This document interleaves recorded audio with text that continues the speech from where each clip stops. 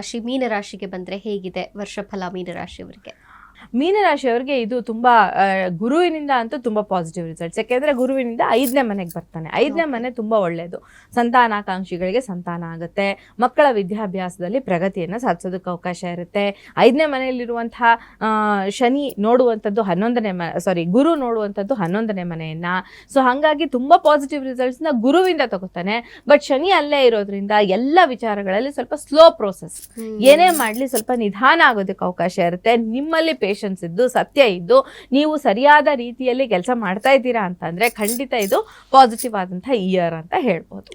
ಅಂದ್ರೆ ಈ ಪರಾಭವ ನಾಮ ಸಂವತ್ಸರ ತುಂಬಾ ಶುಭ ಫಲಗಳನ್ನ ತಂದು ಕೊಡುವಂತದ್ದೇ ಅಂತ ಹೇಳ್ಬೋದು. ಓಕೆ, ಇನ್ನು ಮೀನರಾಶಿಯವರ ಆದಾಯ ವ್ಯಯ ಅಂತ ಬಂದ್ರೆ ಹೇಗೆ? ಮೀನರಾಶಿಯವರ ಆದಾಯ ವ್ಯಯ ಅಂತ ಬಂದಾಗ ಆದಾಯ 14, ವ್ಯಯ 11, ಆರೋಗ್ಯ 5, ಅನಾರೋಗ್ಯ 2, ರಾಜಪೂಜಾ 3, ರಾಜಕೋಪ 5, ಸುಖ 6, ದುಃಖ 3 ಅಂತ ಹೇಳ್ತಾರೆ. ಆಲ್ಮೋಸ್ಟ್ ಎಲ್ಲ ಚೆನ್ನಾಗೇ ಇದೆ.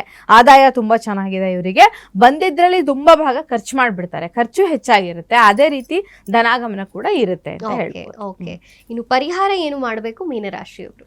ಮೀನರಾಶಿಯವರು ಶನಿಗೆ ಸಂಬಂಧಿಸಿದಂತಹ ಪರಿಹಾರಗಳನ್ನ ಮಾಡಬೇಕು. ಶನಿ ಅಂದ ತಕ್ಷಣ ನಾನು ಯಾವಾಗಲೂ ಹೇಳೋ ಹಾಗೆ ಬ್ಲ್ಯಾಕ್ ಟರ್ಮಲಿನ್ ಅನ್ನುವಂತಹ ಒಂದು ಬ್ರೇಸ್ಲೆಟ್ನ ಧಾರಣೆ ಮಾಡಬಹುದು ಗ್ರಹಗಳಿಗೆ ಸಂಬಂಧಿಸಿದ ಹಾಗೆ. ಅದಲ್ಲದೆ ಹೋದರೆ ಒಂದು ಆರಾಧನೆಗೆ ಇದು ನಾವು ಶನಿಗೆ ಸಂಬಂಧಿಸಿದ ಆರಾಧನೆಗಳು ಏನು ಹೇಳಿದ್ವಿ ಅದನ್ನೆಲ್ಲ ಮಾಡ್ಕೊಳ್ಳೋದು ತುಂಬ ಒಳ್ಳೆಯದು.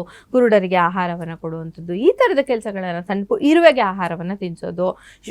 ಕಪ್ಪಿರುವೆ ಹೋಗ್ತಾ ಇರುತ್ತೆ, ಅದು ನೋಡಿದ್ರೆ ಒಂದು ಸ್ವಲ್ಪ ಏನಾದರೂ ಸ್ವೀಟ್ ಏನಾದರೂ ತಂದು ಹಾಕೋದು, ಈ ಥರದನ್ನು ಮಾಡೋದ್ರಿಂದ ನಮಗೆ ಇರುವಂತಹ ತೊಂದರೆಗಳು ನಿವಾರಣೆ ಆಗೋದಕ್ಕೆ ಅವಕಾಶ ಇರುತ್ತೆ.